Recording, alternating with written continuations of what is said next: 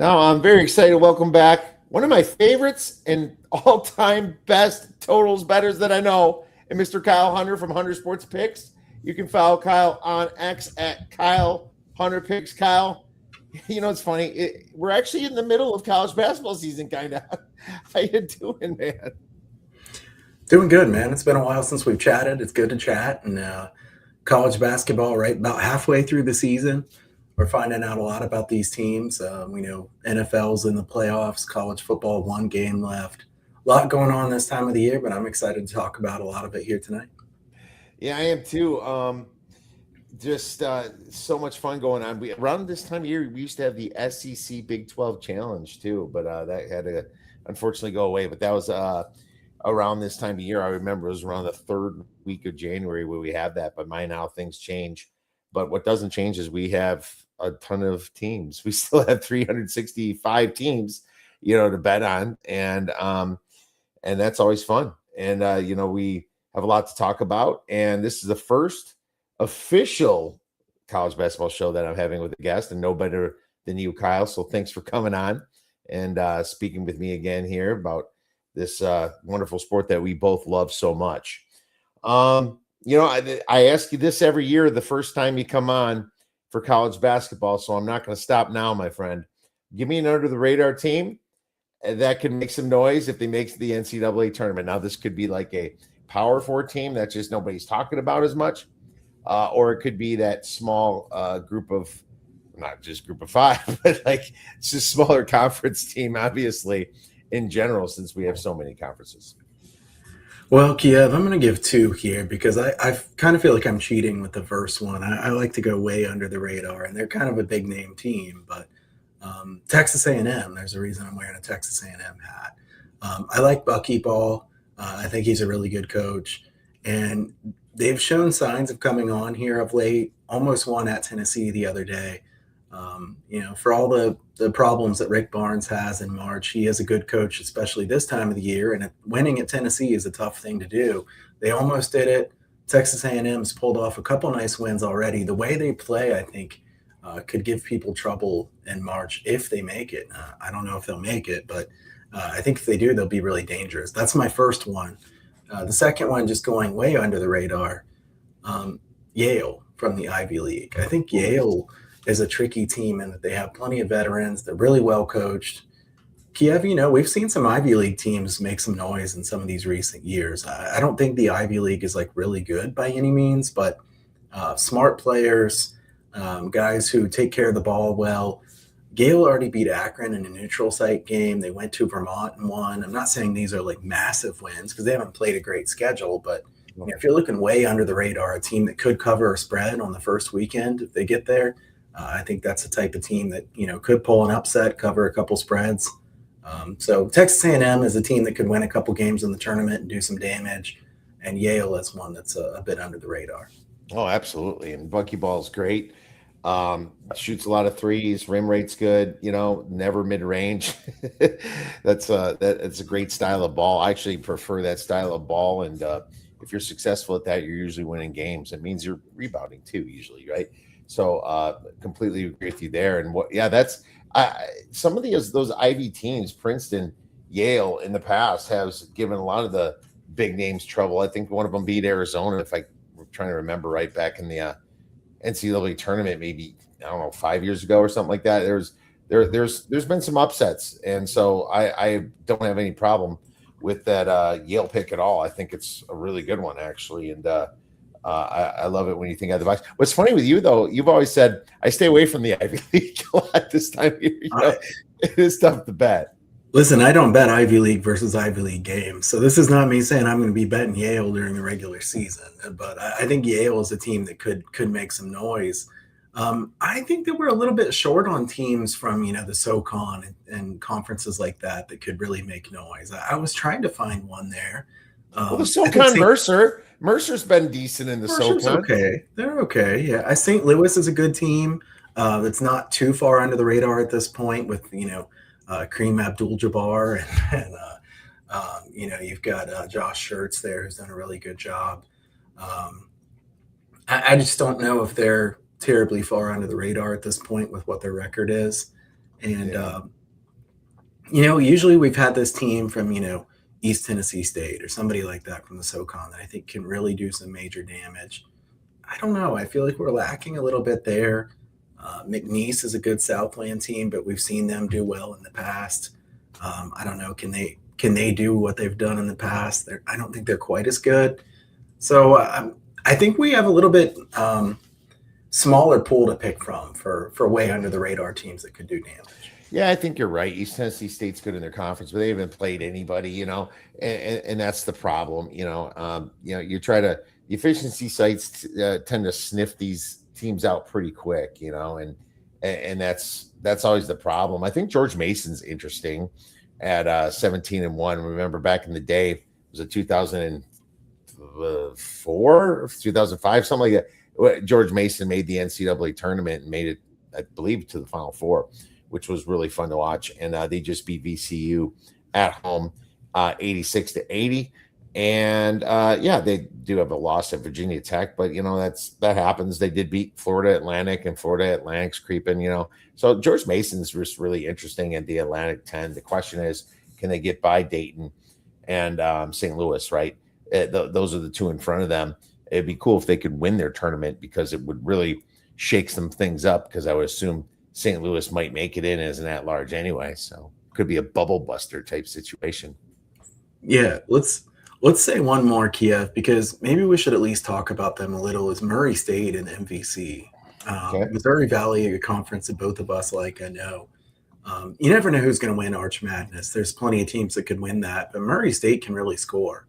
And the way they play is so unique to every other team in the conference.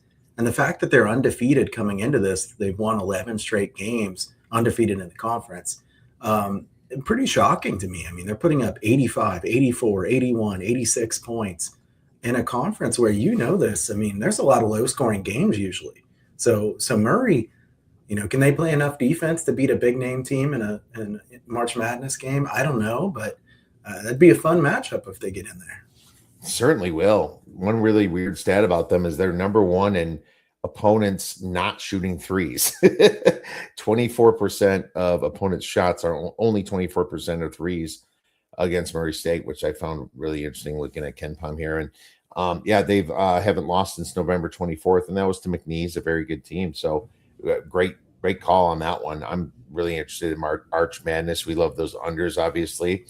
Dark arena there, and even though we always say, oh, the market knows, it's just they seem to still put it too high every single year. So we'll see if that changes, but we always also like to look to the first half. I'm already thinking March Madness, Kyle. Can you believe it? I can't blame you. I mean, I started thinking, what are the conference tournament angles, and that's got to at least pass your mind every single month in basketball season. Absolutely. Well, that was some great teams that you brought up. I love those under the radar teams. We'll keep our eyes on those, write those down for later, maybe find some sort of a make the tournament, or you could bet them to win it, get 1,000-1, and you have to start hedging at some point. But if you think they can get by the first round, or even possibly get into the Sweet 16, that's when you can really start making money on those tickets. Buy low, sell high. I always like to do this exercise because kind of talks about teams that we're going to either fade possibly, and it doesn't have to be like the next time they play, but we're kind of eyeing them up a little bit, and maybe someone you want to buy. I'll start with sell high, and this might be a little bit crazy, but I don't think the SEC is, unfortunately, in football they're not good, and they're not as good, I don't think, in basketball as they were last year. Kyle, and two Big Ten fans like us, like, what are we talking about, right?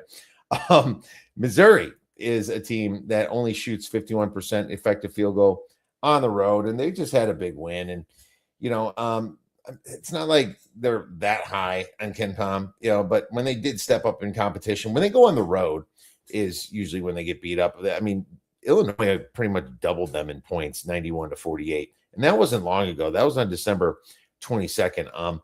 Losing to Ole Miss was pretty ugly. I don't think Missouri's that good. And I'm searching to possibly fade them this weekend against LSU.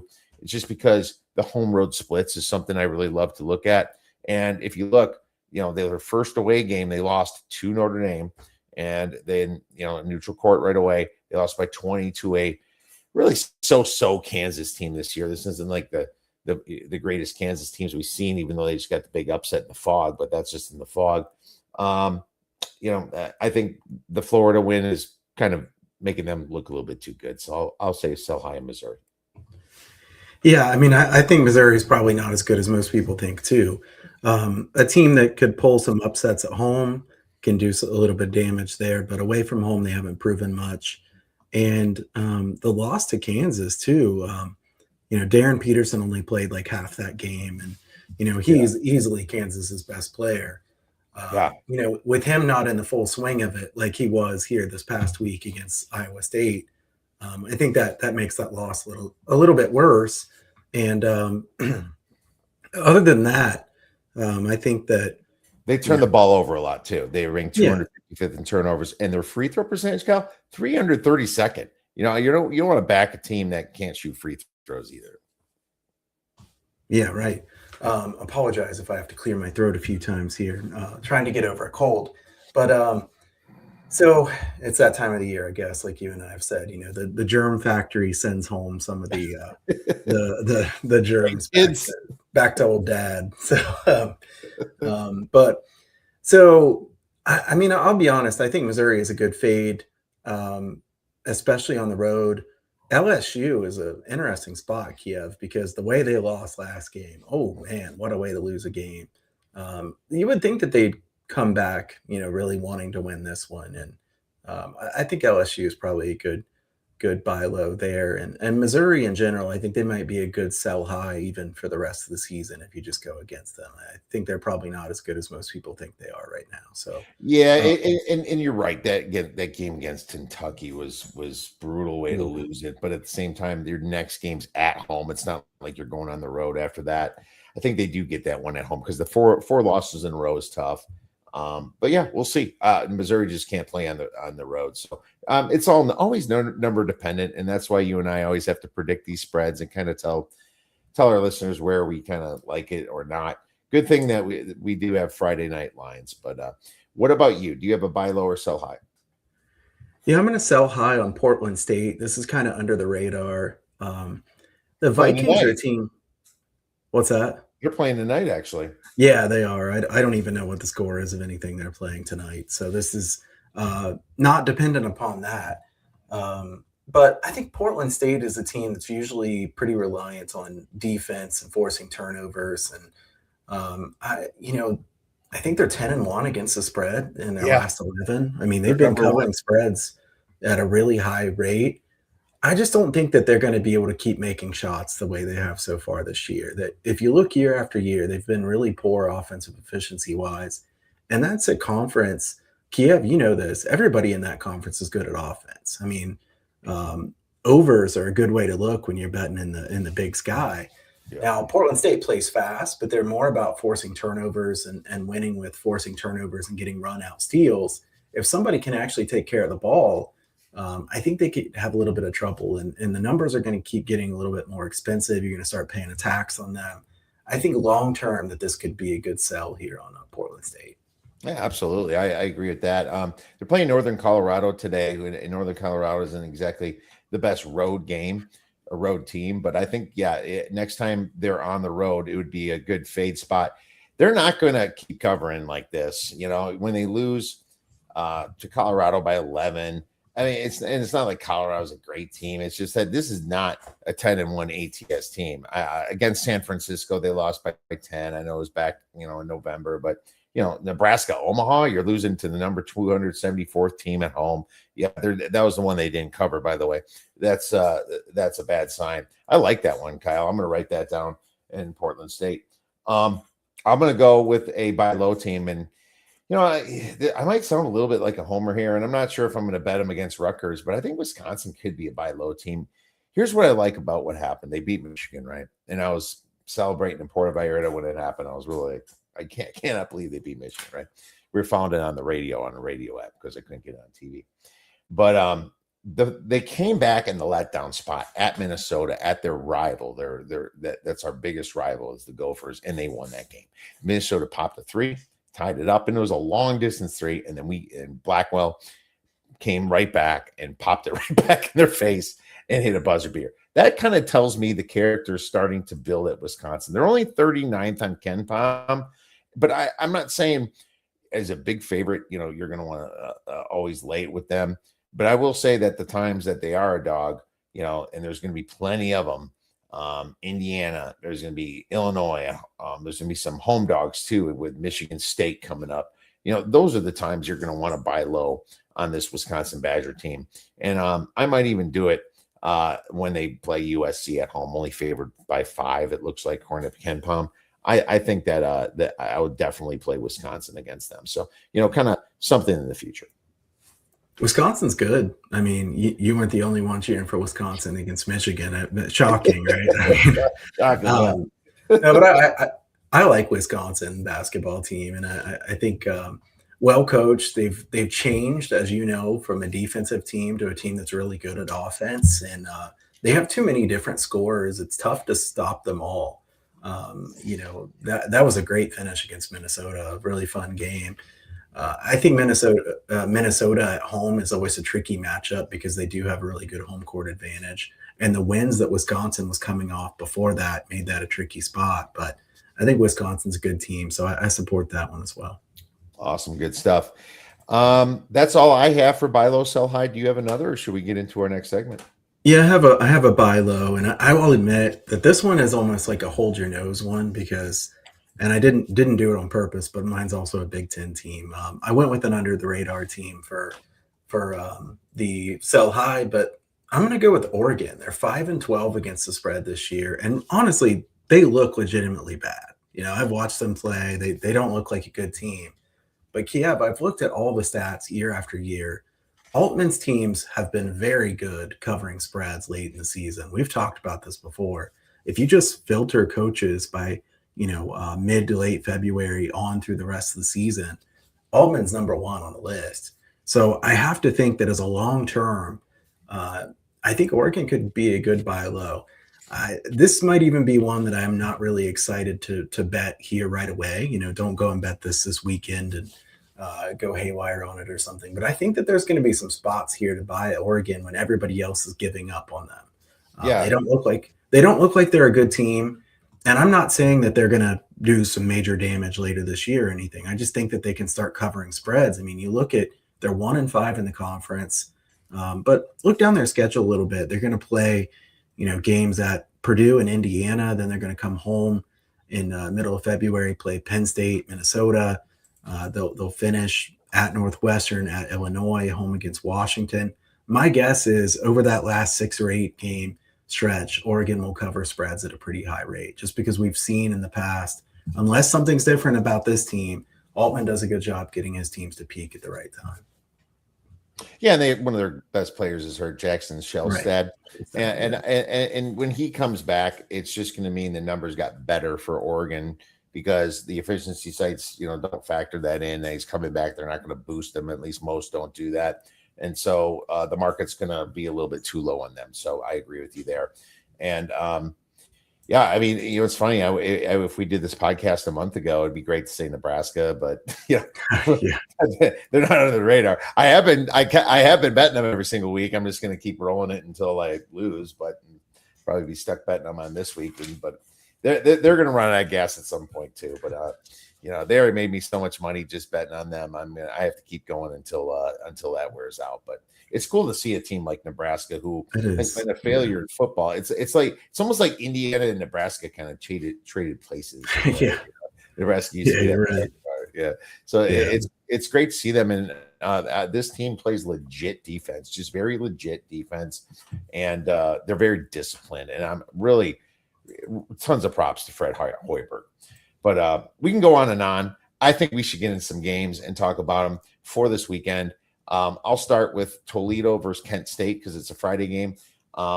There's some 4s out there, but I'll project the spread at -4.5, where that's the most consensus number, with a total of about 171.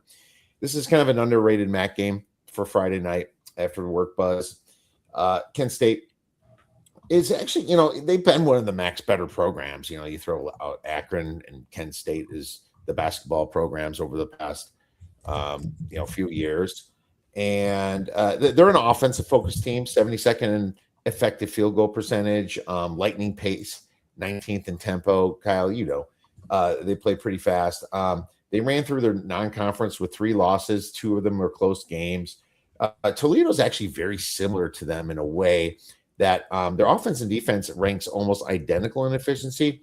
But, the Golden Flash is just the much better shooting team, 72nd in effective field goal percentage to the Rockets at 143rd. But the issue with Kent State is that they've been turning the ball over a lot. So they have that lightning pace, but they've turned the ball over. And this is kind of why I like them at home. I think they're a little bit better at home. The reason I want to lay the points here is that Kent State has dominated this matchup. Last 2 years, it was a 19-point victory away and like a 40-point victory at home against these Toledo Rockets. But I looked at the real history. They covered 8 out of the last 10 matchups against Toledo. The big thing for me is that Kent State can rebound the ball. Toledo can't rebound the ball. So that's where they're going to get the second chance. That's where their margin is going to come from. And this is just a very low spread for me. They rank 73rd in rebounding percentage. Toledo ranks 236th in rebounding percentage. I'm going to lay at the 4 points here. I'll even call it 4.5. Man, this total is really high for a reason. You know that. I don't want to bet the under here. I'm not saying I'd bet over 171 necessarily, but if somebody goes through a slump early in this game, I could see the live over having some value here because it's hard to see either team getting consistent stops. You've got Toledo, who's very good at getting the steals and quick scores in transition. Kent's not been very good in transition defense. Kent is really good on the offensive glass, and Toledo gives up a ton of second chances. Right. We know that can really do some major damage. From 3, Kent's been very good. Toledo, a poor 3-point defense.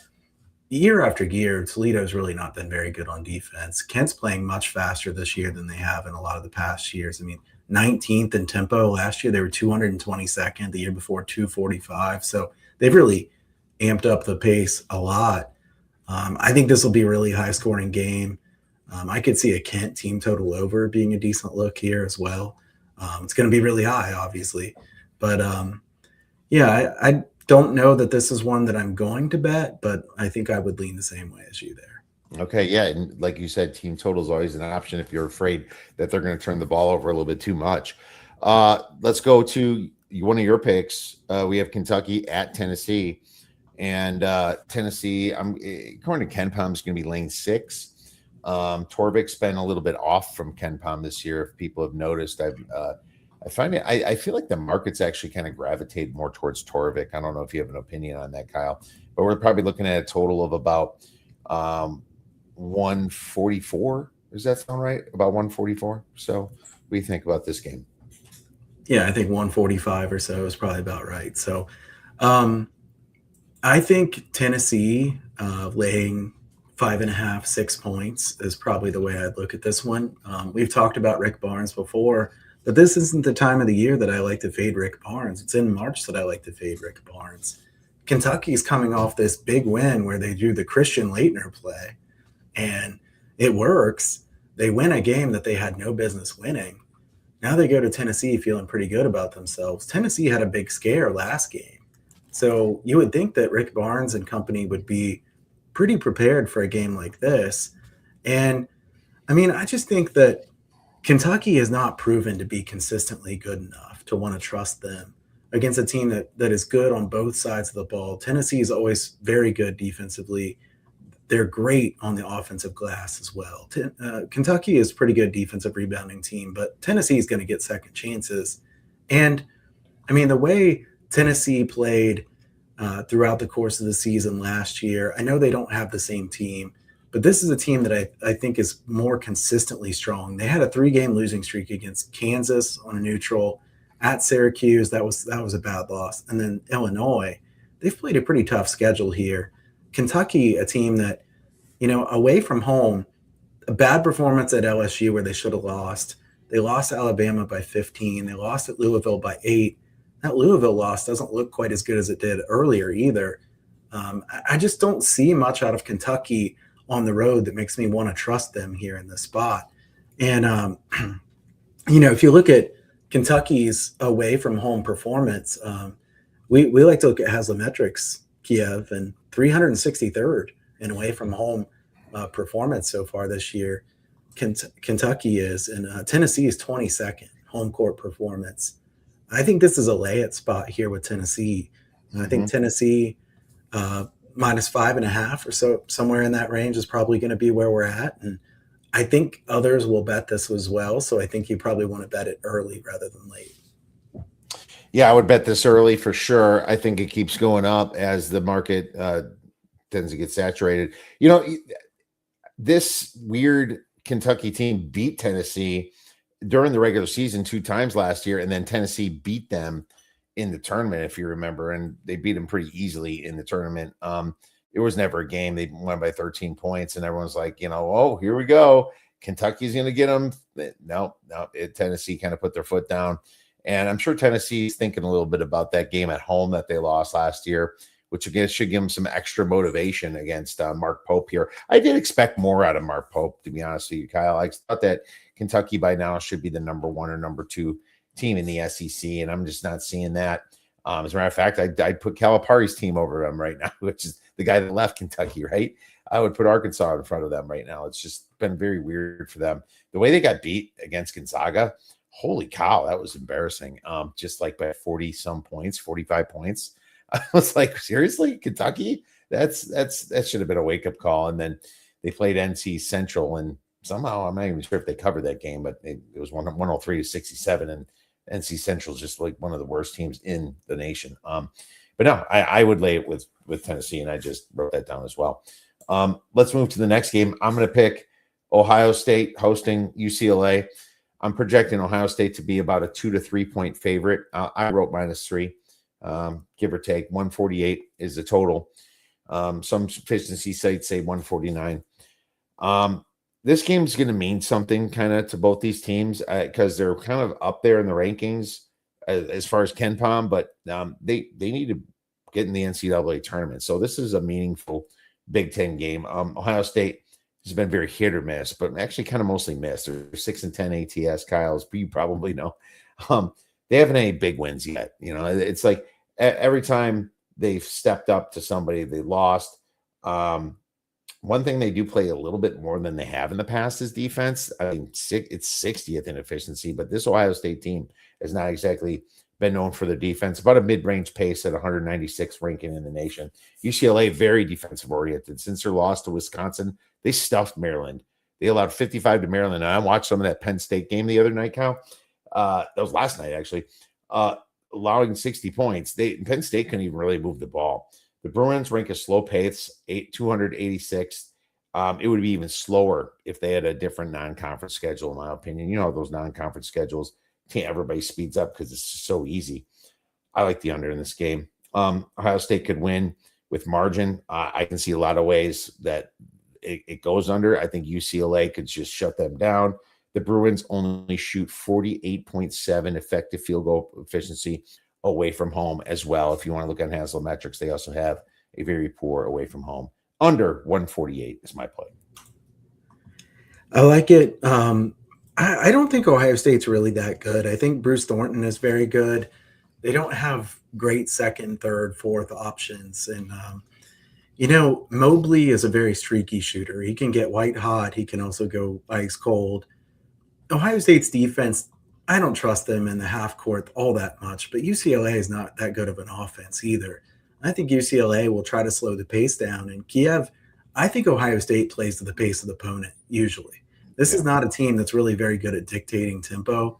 I mean, if you look, they played 73 possessions against Western Michigan and Purdue Fort Wayne, 72 against Northwestern, who's been playing quick this year, 62 against Rutgers, 63 against Oregon, 65 against Washington. In general, kind of trending downward in possessions. And now you're playing in a UCLA team that definitely wants to slow it down. I think 66 possessions is what KenPom thinks they'll be. I think they'll be less than that. I think that's a little too fast. So if you say 64 possessions instead of 66, you put the efficiencies similar, I think under is the right way to go. And I think what's going to happen again with Ohio State is we're going to go into the 1st of March, and they're going to be that team that's just barely like Yeah. along the bubble. And it's like, okay, they need a big win. Can they get a big win? That's what it's been like every single year for the last few years. And they always can't get that win they need. I'm not terribly confident. Hopefully they prove me wrong.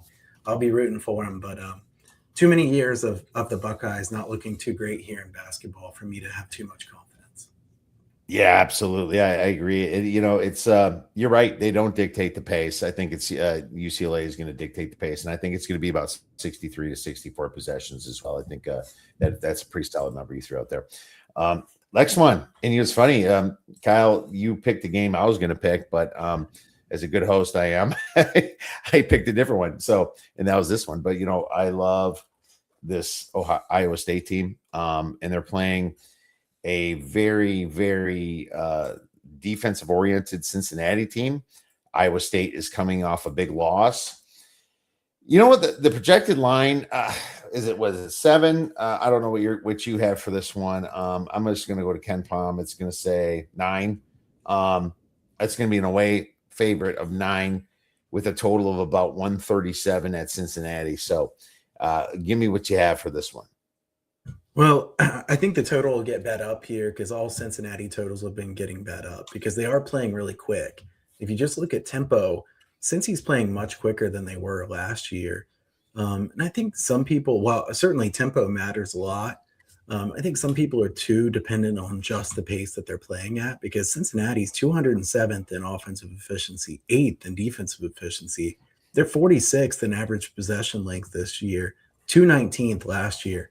I think they will play pretty quick here. Iowa State coming off a loss to Kansas, like you said.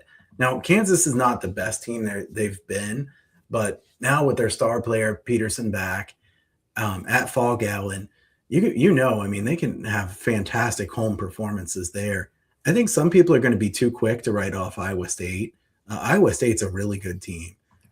As far as the side, what would I really want to bet? I don't know. I'd rather bet the under. Here's what I'd rather bet.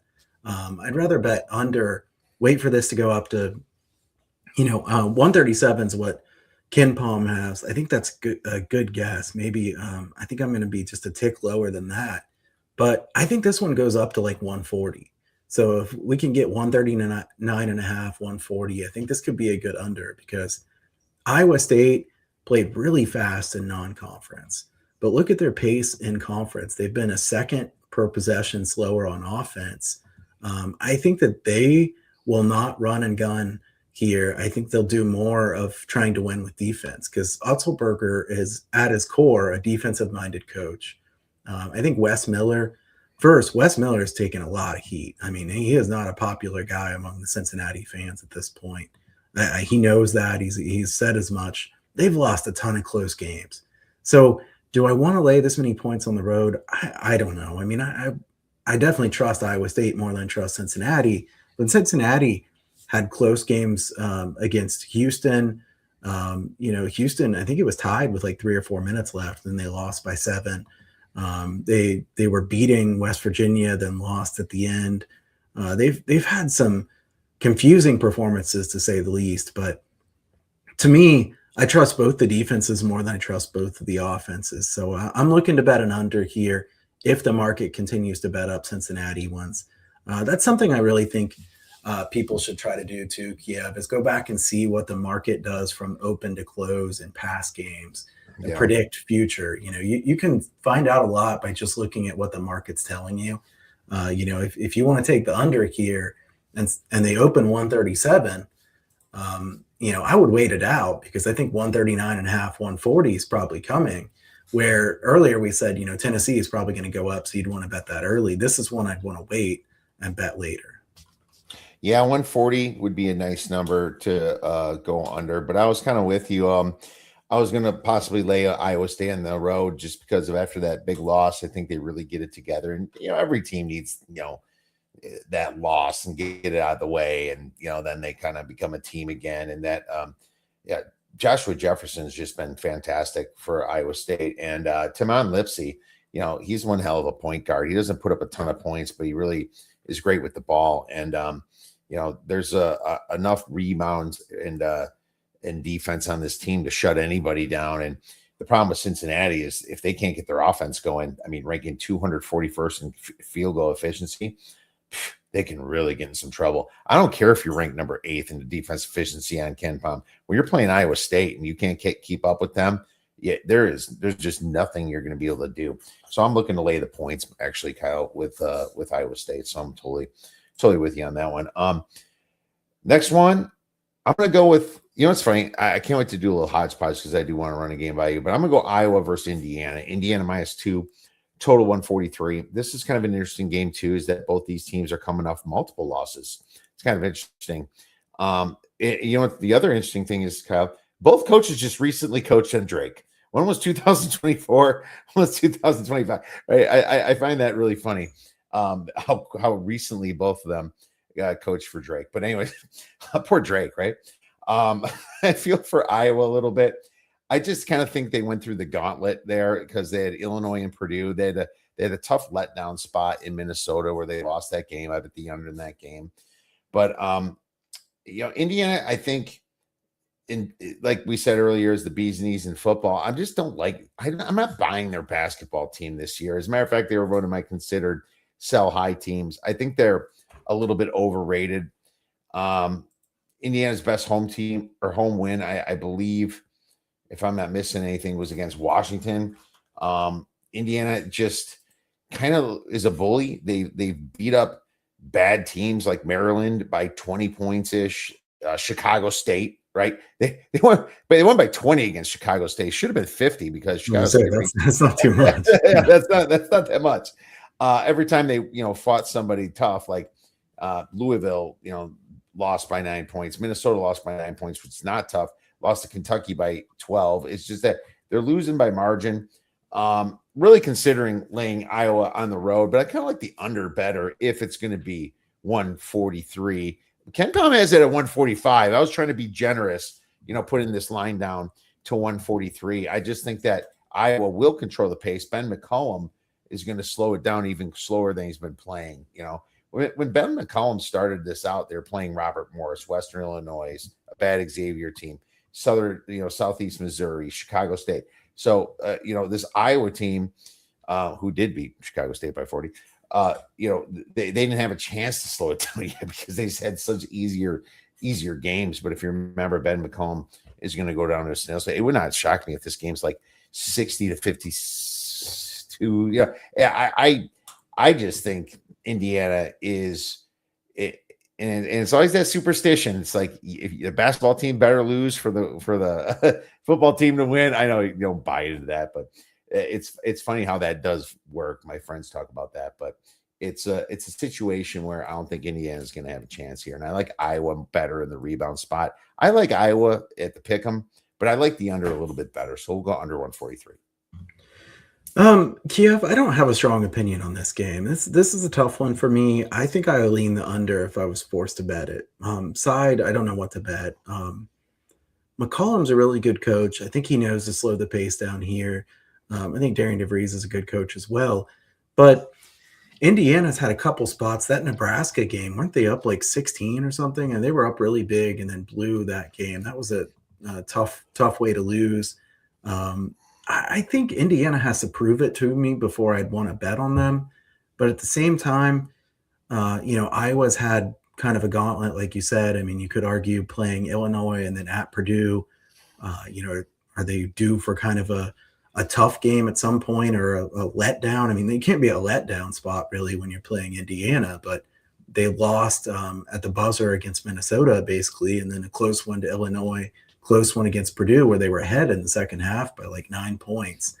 I don't know. Two teams that, I'll be honest, these are two teams that I don't really have on my list of anything I want to play right now. So I'll root for you on this one, but I'm going to pass. No, fair enough. And, Iowa, one thing they do have going for them is they have been shooting the ball well. So if they control the place, they shoot the ball well, that's when your over gets in a little bit of trouble. Indiana not playing a lot of defense. That worries me, but I just think Iowa's defense will pace this thing out to where the under is going to hit. And so that's my play. What about you? Don't you have a final game? Let's bring it up. It is Duquesne versus Fordham. I was just talking about Fordham last week, I feel like. All right, let's bring this game up here. Unless you already have the spread, projected spread written, Kyle.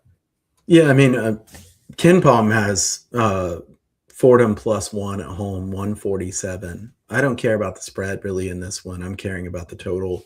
Pick them. Yeah, I think pick is a good guess here, and I have to bet under in this one because Fordham's been very good at slowing the pace down. I think Magpio, I don't know if I'm pronouncing his name wrong or not, but he was a good coach at UC Riverside. He did a good job for them. And Fordham has struggled year after year for a good while now. Last year, they were really poor defensively. They played relatively quickly, so they had some high scoring games. This year, 353rd in average possession length. And they've pretty much dictated the tempo, Kiev. 63 possessions, 63, 63, 63, 67, 61. This is a team that's slowing the game down pretty consistently. Duquesne has played pretty quick this year, but in conference, they're 1.5 seconds per possession slower than what they were out of conference. I think the 67 possessions here that Ken Palm has is too fast. I think this is going to be more like 64, 65 possessions.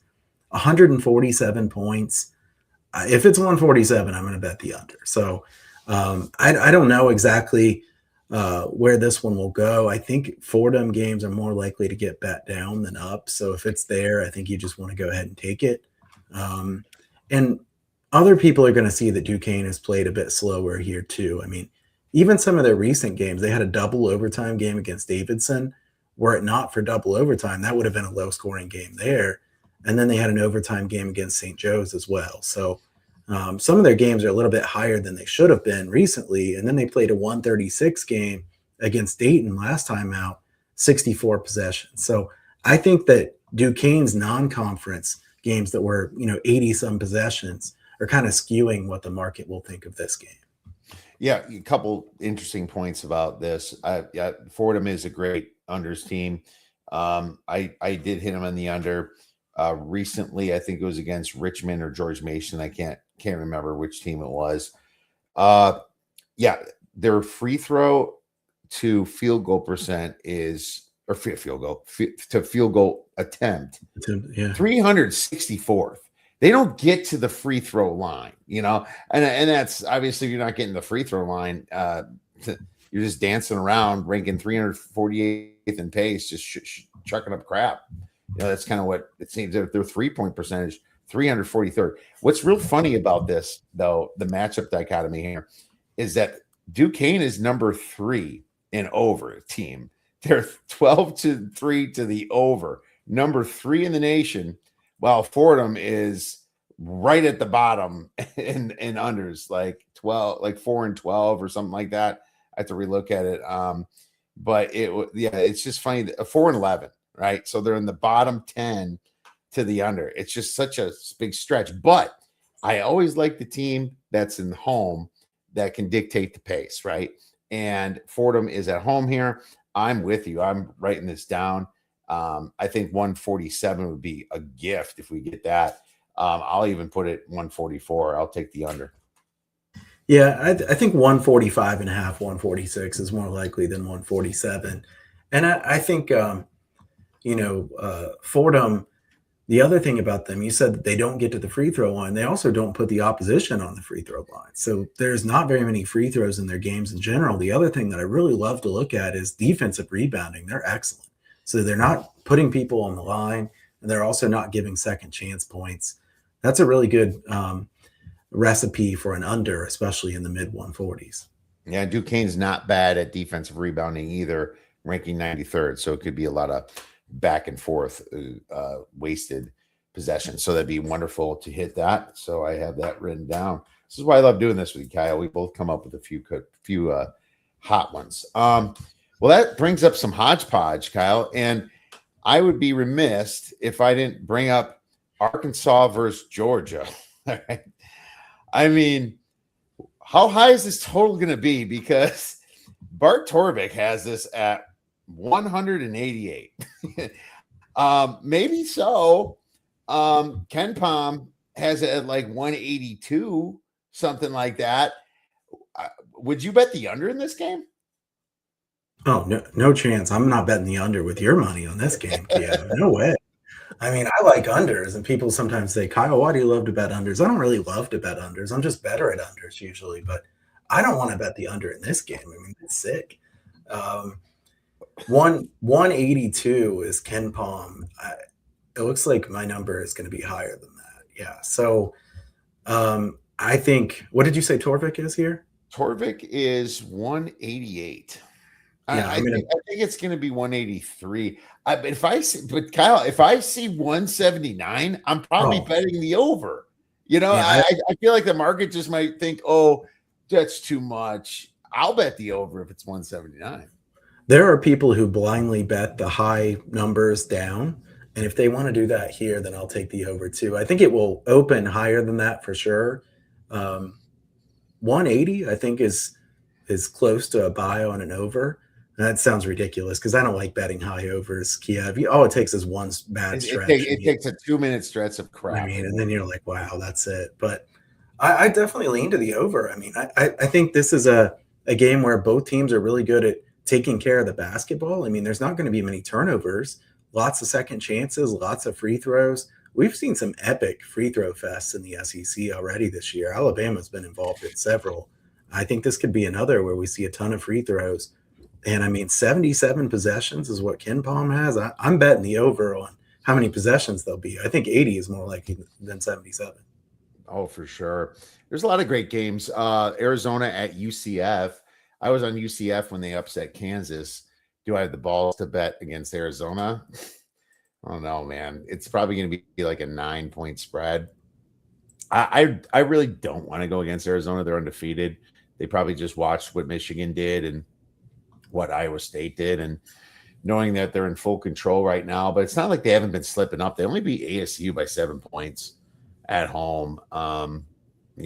Actually, that was really their only slip up. I mean, you look through the rest of the numbers, you have to go way back to UConn, who's like a top 10 team, where they only won by 4 points, and UCLA, but that was way back in November. So, yeah, I'm probably not going to mess with Arizona here. They look like the truth. Them and the old team up north and Iowa State are my top 3, but I think they're everybody's top 3 now. I did bet some Iowa State back in December to mid-December to win the title, but probably I don't think I'm going to mess with this one. I think UCF might be a little bit overrated in general. They've had some pretty good luck factor rankings, or that they've been pretty lucky so far this year. So I don't know. Arizona had a bit of a tough game, like you said, against Arizona State. Maybe that's a wake-up call. I think Arizona would probably be my lean in that game, but another game that's going to be really high scoring. Yeah, looking for a home dog with fleas. Does Washington have fleas? Washington was supposed to be decent coming into the year, but they're only 10-7. They lost 3 of the last 4 games. Of course, it was against Indiana, Purdue, and Michigan. They beat Ohio State at home, but Michigan State going on the road is probably only laying 4.5, 5. Kyle, it's just one of those that's going to be like, Michigan State only laying 4.5 or 5 against the likes of Washington. I almost feel like that's insulting to Michigan State in a way. But Washington, they don't shoot that well. They don't turn the ball over that much. They don't shoot threes that well.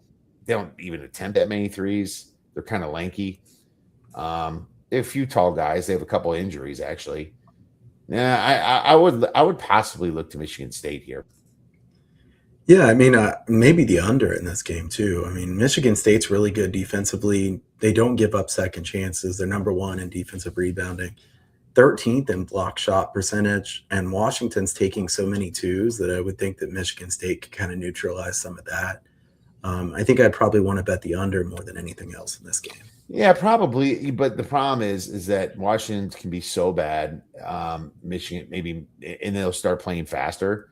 Their average possession length, their average possession length is more than their tempo, which just means that. Well, I mean, actually coming out of the non-con, you see a lot of that. But they're playing a little bit faster. I wouldn't bet the over, that's for sure. But I'm thinking about laying with Michigan State. Just want to throw that out there. Texas A&M buckyball at Texas.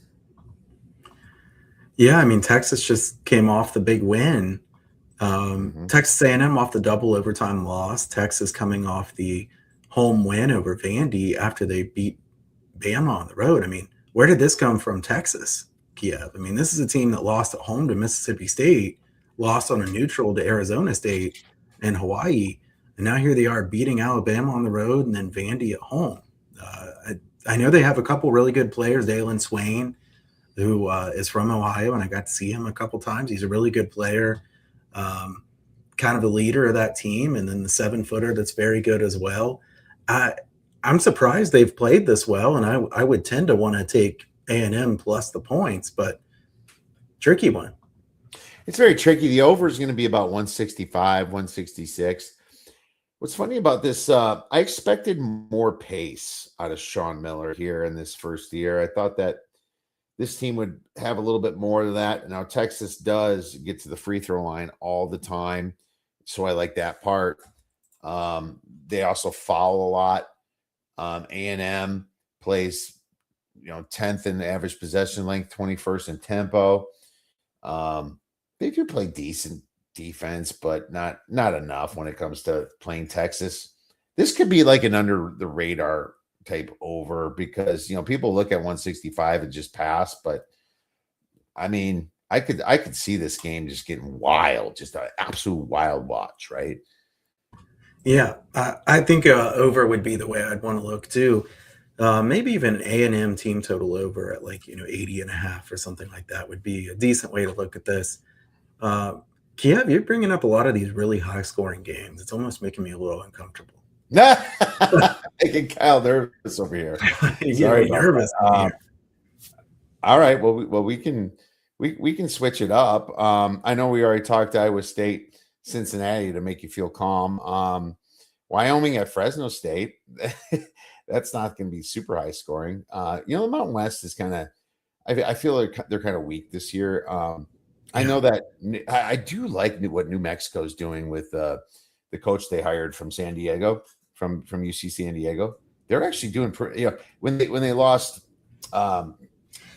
Patino, Richard Patino, I thought they would take a big step back, but man, they're winning some games. They play a little bit faster, but I mean, the Mountain West in general, Utah State is real interesting. They're like the number one team, and I might be, we'll save that one. We'll save the Grand Canyon Washington State for the later segment, or sorry, Grand Canyon versus Utah State for the later segment, but.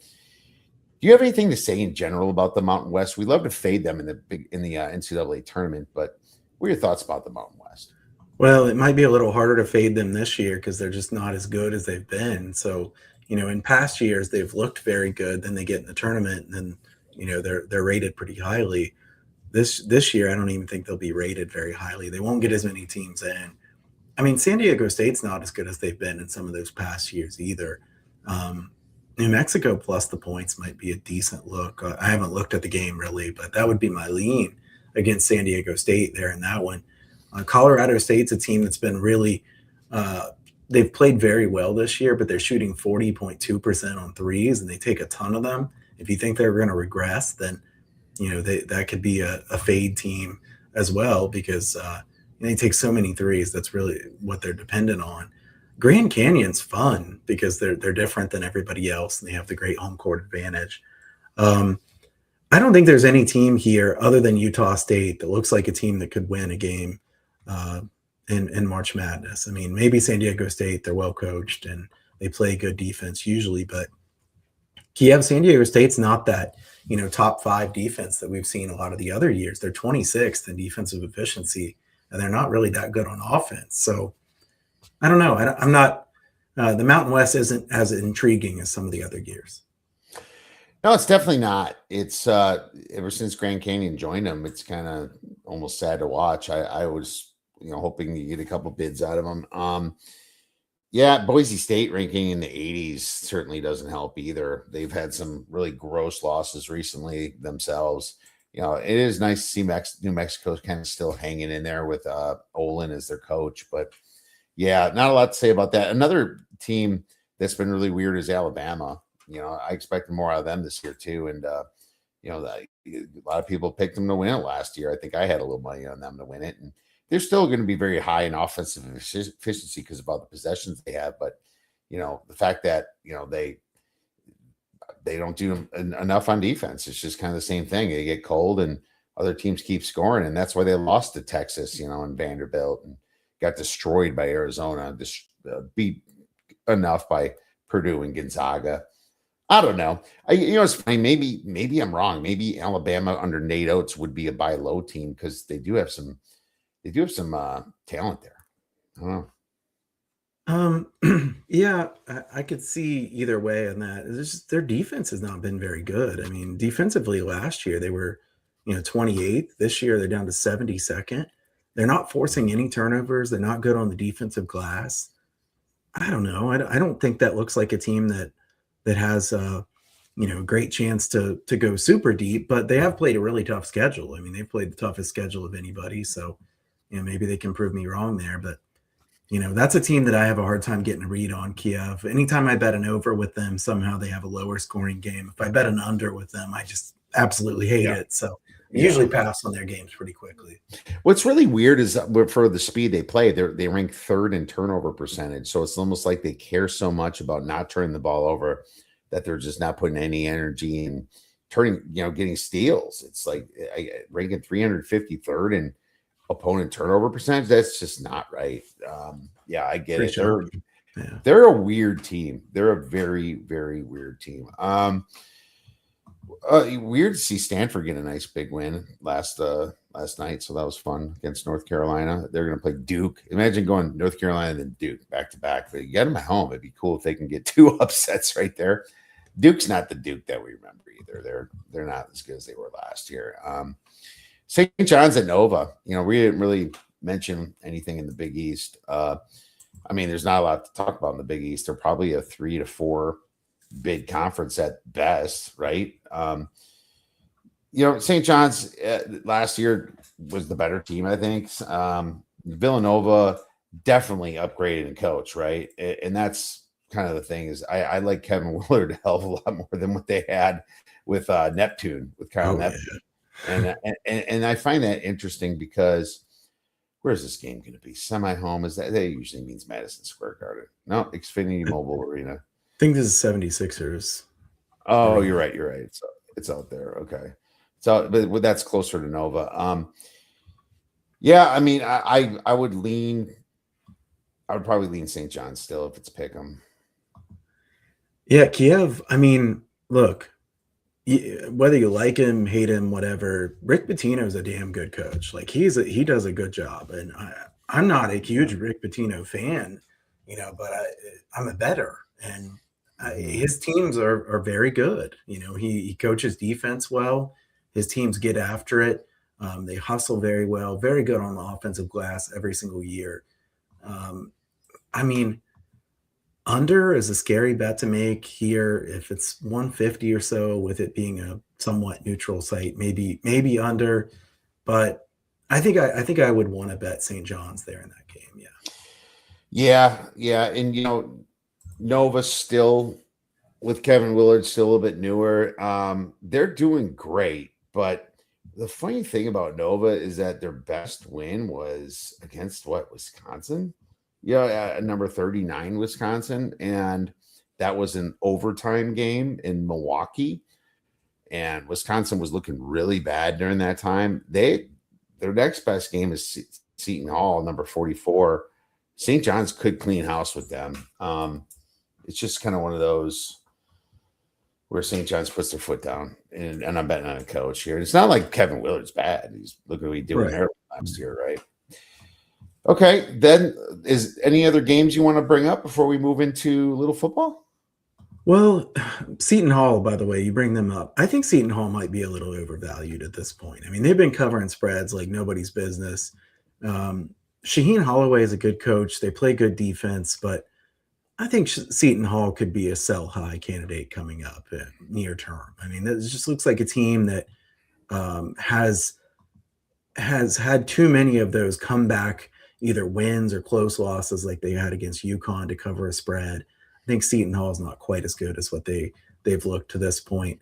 other games, just real quick. Yeah, I think the under the radar game that I kind of like in the Missouri Valley is Belmont and Southern Illinois too. Belmont's a good team. Casey Alexander's a good offensive minded guy. Kiev, we have a couple of those now in the MVC that are good offenses. So I guess this is kind of a note of pause for people that just want to bet the MVC unders. You know this. There's a lot of people that don't pay attention to college basketball in November and December like we do, and they jump in and they think, well, MVC, I mean, it's unders, right? MVC is unders. And in general, there's a decent amount of under teams in the MVC. You've got Northern Iowa, who's a great under team, Valpo, Bradley's usually good defensively, teams like that. But Belmont, really good offensively, first in effective field goal percentage offense in the country. Southern Illinois, a quick team too. So I think that could be the type of game where people don't expect to see as many points in an MVC game, but I think the pace will be really quick and that could be pretty high scoring. A game where both teams are, pretty high quality teams. I think the MVC is very good this year. I mean, this is a top 10 type conference that's really improved itself by picking up Belmont and Murray State. Belmont's always played a quick Yeah. fastball.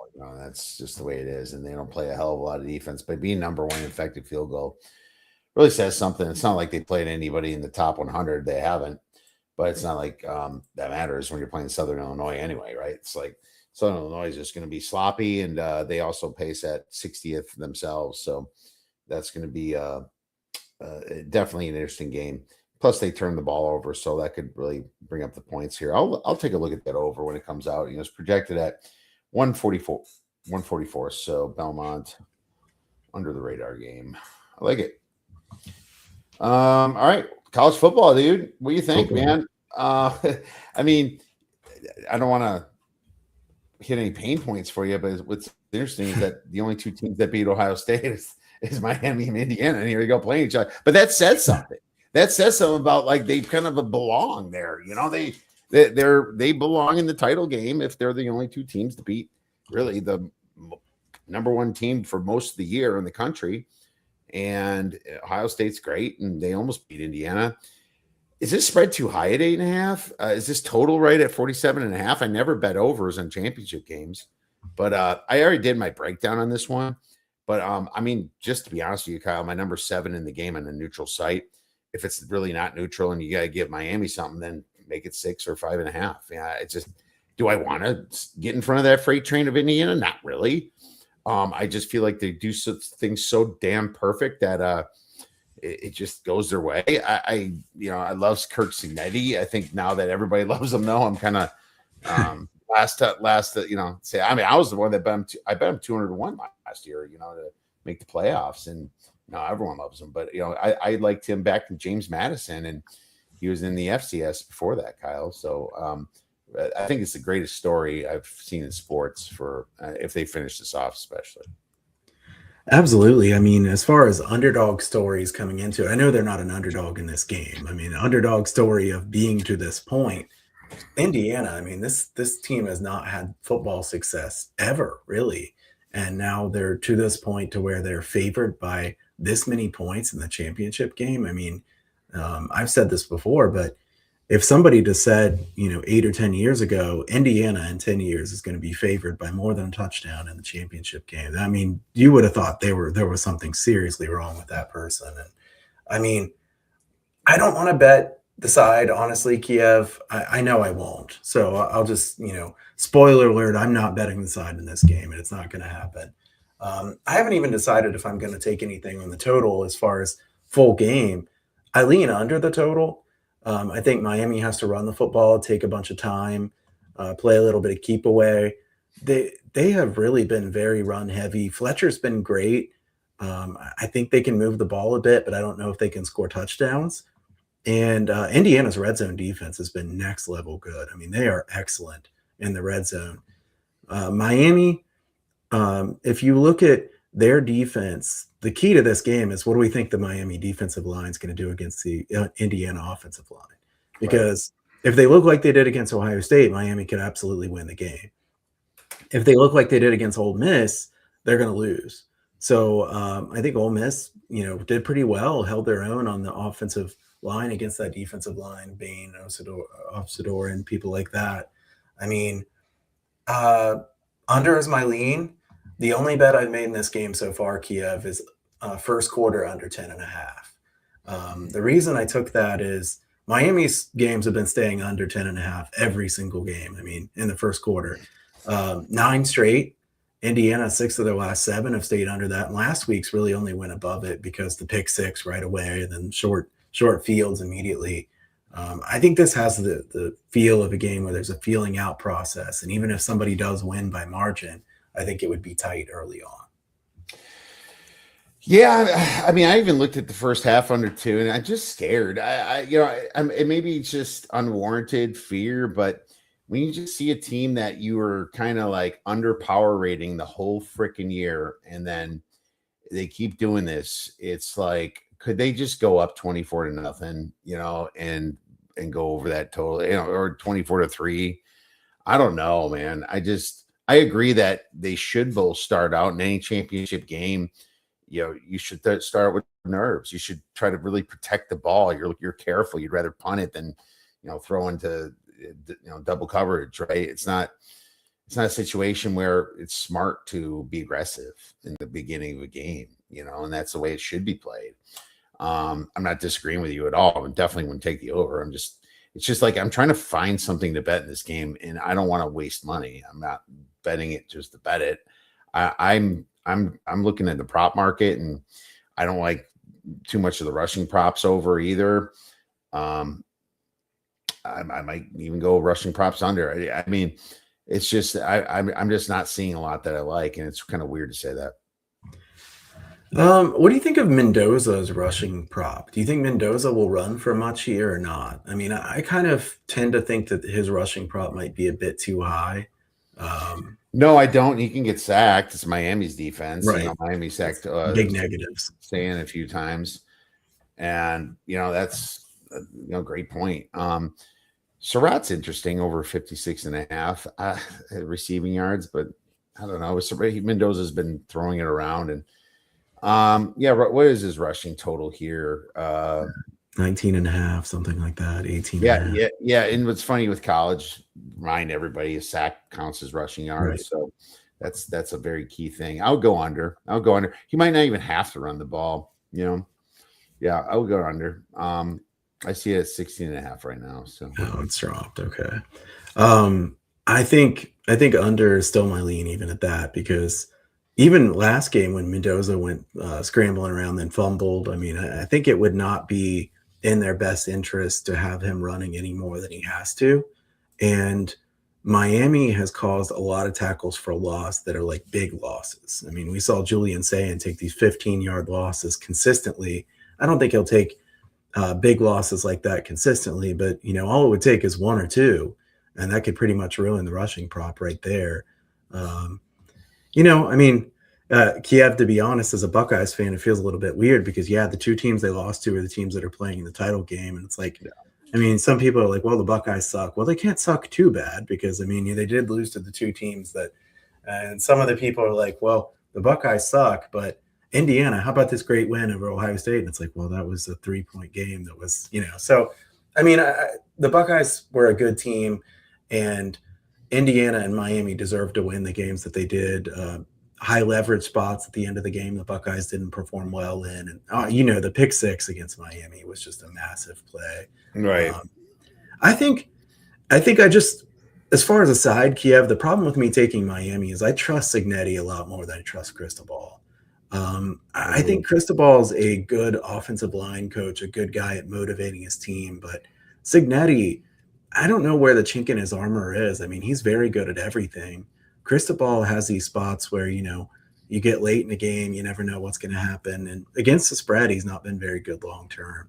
Cignetti, I mean, he's covered like 2/3 of the games that have been lined in his coaching career. So it's hard to go against.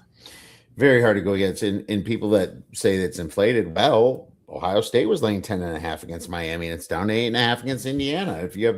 I mean, how much adjustment are we making in 2-3 weeks of play? You're not supposed to be.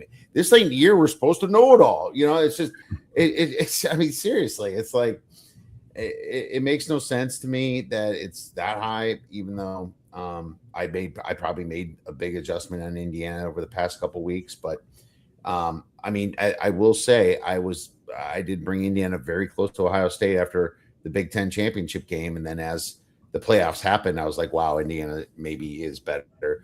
But it was it's still like I don't even think I was at 10.5 when Ohio State played Miami. I think I was lower than that anyway, right? So not much I can do with it. But here's the thing, Kyle. I don't got to do anything right now because I don't have to bet this game. I can enjoy it with some popcorn, Sure. and I can also bet it if it hits 10. It might hit 10. I mean, there's a lot of people that are in Indiana. They're going to be like a favorite parlay piece. People are going to probably put them with some college basketball games. People are going to probably put them with an NFL game on Sunday too. So, this thing can keep moving, and there's going to be a money line perspective as well. That leaves us to beer bet bangers, Kyle. Any plus money, and this is kind of the same thing as what we do when we go on our Friday shows that we might pick up again actually at some point. Definitely talking some college basketball for the weekend, which we really enjoy. Our Spaces show, anything a dog, because I have one. I am going with Grand Canyon to upset Utah State, and they're going to be about +4, +4.5 if you look at the Ken Palm number. I do like what Utah State has done. Don't get me wrong, but it's not like Utah State has. They're bullying teams around. They're ranked 22nd on Ken Palm, but they still have an ugly loss to South Florida, a decent South Florida team, but not a great South Florida team. Yeah, I mean, South Florida is 11-6 in a weaker conference. Their best win, Utah State's best win, is against VCU back on November 7th. Their best win since then is against Nevada. They haven't even gotten into the meat and potatoes of the Mountain West schedule yet. And Grand Canyon has such a home court advantage. I'm taking them, man. Ken Palm's got it at 6, so you're maybe looking at +170, +180 type situation. I like it. You can definitely see that. Grand Canyon, great home court advantage. Utah State, really good at home. They've had some good road wins here, but this is a big test for them. And Grand Canyon coming off a loss, I think that's a good spot. I am going to go with Sacramento State against Northern Colorado, like way under the radar, kind of sicko level here. Okay. Sacramento State with Bibby, they've been pressing and playing as fast as they can. Kind of a fun little team to follow. Northern Colorado, we mentioned them earlier. They just played Portland State tonight. They lost by 3. They lost by 3, and it depends where you got the spread. I mean, right. It was 3.5 and 2.5. And it was also 3. I actually had 3, to be honest with you. But oh, did you? Okay. I didn't have anything on the game, but I will say this. I mean, this is a Northern Colorado team that's been way better at home over the years than they have been on the road. I think that this is a game where they could trip up. I mean, Northern Arizona went to Sacramento State here today. Sacramento State won by 14. Look at what Sac State's schedule was. They had played like 8 games in a row on the road. Now they come home. They get a win while Northern Colorado is going to Portland State, then coming down to Sacramento State. I think this is not a very good spot here for Northern Colorado. So not my highest, this isn't one I'd want to bet a bunch of money on an ATS. This is more I want to take a flyer on a straight up win. Yeah, it's going to be about 5-point spread, about the same as I mentioned with mine. And, it's too bad almost that they beat Northern Arizona. I know. If they didn't, right? But here we go. That tonight it just finished and they won 83-69. I guess that was the one to fade, but they were favorites against Northern Arizona. So, I mean, what can you do? No, I can see it. I can see it for sure. Northern Colorado will be a road favorite here. So I'll write Sac State, and maybe we can get our little parlay action beer bet money line going. And see how far that goes, my friend. Well, Kyle, we are at time. My friend, thank you so much for coming on this show as usual. Love your insight. And every time we talk, I can do this forever, but we got to end it sometime. Tell our listeners where they can get your great information. Well, first, thank you for having me on. It's good to chat again. It's been a while. And I think we should do the spaces again soon. I've gotten a couple questions about those this week. I think maybe 3 or 4 people have asked at this point about whether college basketball spaces are coming back. I think they should. We'll figure out a night that works, and we might even have to change it around a little bit, depending on what's going on. But we'll do some of the spaces coming up. Those will be fun. I'm sure you and I will chat some more here through basketball season. But my work is over at huntersportspicks.com.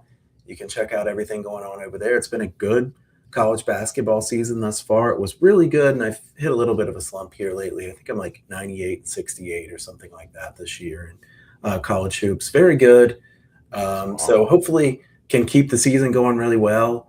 And who knows? I mean, I think this is a tricky time, Kiev, because early season I think is easier to win in November and December than it is in January or February.